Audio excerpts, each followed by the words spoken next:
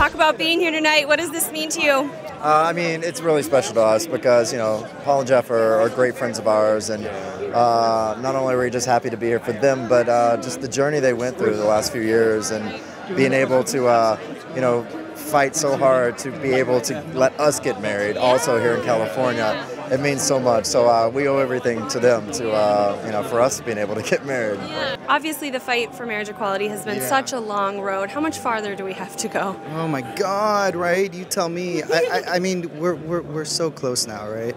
I mean, I think, you know, Jeff and Paul have fought so hard, and to have these guys, and they're my friends, and you know, it's just like I said earlier. I feel like it's something that we shouldn't even have to.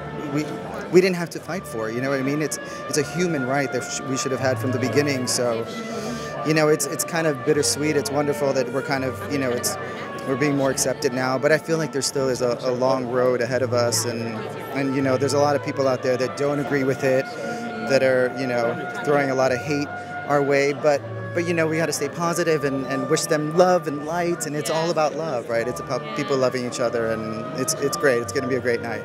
How did you become so impassioned about this?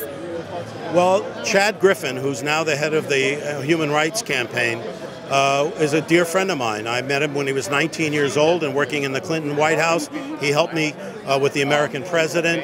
He ran the foundation, my wife and I, our foundation on children's issues for many, many years. And when Prop 8 passed in California, we were dumbfounded because here in this liberal state, and we had just elected President Obama, and I sat with, here's what's crazy, and the ironic part, Chad, myself, and my wife, Michelle, and Christina Shockey, who's a friend, we all sat at the Beverly Hills Hotel at the Polo Lounge, which is where we are now boycotting because of what the Sultan of Brunei has, you know, so it's kind of ironic.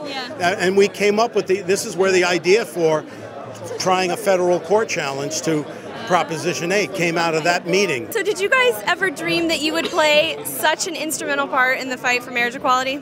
You know, this was quite accidental for us 5 years ago. I think what we learned from this is that we basically stood up and spoke our truth. We basically just lived our truth for 5 years during this court battle. And by doing that, we were able to, one, lean on the law and put an exclamation point that the law is black and white and all good Americans deserve to be protected by the law. But we also realized that by standing up and telling your truth and telling your stories moves people's hearts and minds as well. And that makes a major difference, yeah.